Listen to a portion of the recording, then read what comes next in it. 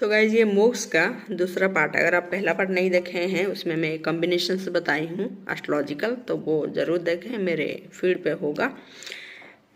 और ये जो पार्ट 2 है इसमें बता रही हूँ मैं, और कुछ बच गया था तो वो है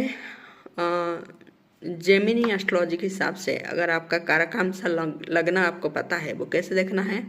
आपका आत्मा कारका का प्लेसमेंट को आप नबाम्स से देखो, नबाम्स में देखें, ठीक है, D9 चार्ट में, ठीक है। तो वहाँ पे अगर आपको कारकांश लगना पता चल गया कहाँ कौन सा हाउसेस में प्लेसमेंट है, ठीक है, उसी का 12th हाउस देखें, उसको लगना बना लीजिए। उसका जो 12th हाउस होगा उसमें अगर केतु का प्लेसमेंट होता है D9 में, ठीक है, तो बहुत पॉसिबिलिटी है कि आपको आपके लास्ट बर्थ हो, ठीक है। उसी के साथ गाइज सबसे इम्पोर्टेंट चीज़ ये है, आपको अंदर से वो फील आएगी, इधर आपको इसमें बहुत इंटरेस्ट आएगी, ठीक है, लेकिन इंटरेस्ट आने पे नहीं होगा, आपको एक सर्टन पीरियड ऑफ टाइम में आप बहुत ज़्यादा काम फील करेंगे, ठीक है,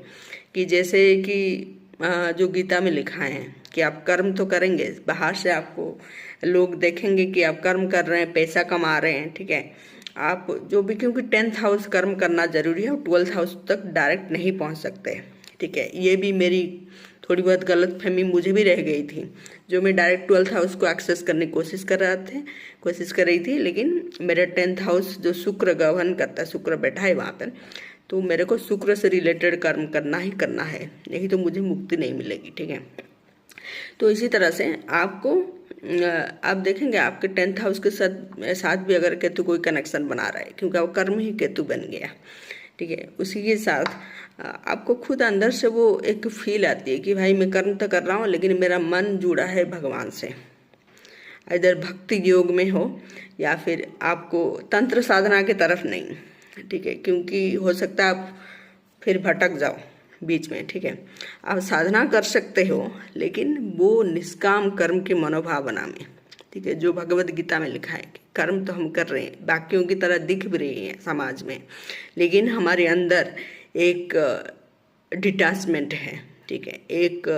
उतना लगाव नहीं है। लगाव अगर था पहले तो धीरे धीरे छूट रही है हर चीज़ों से, रिश्तों से,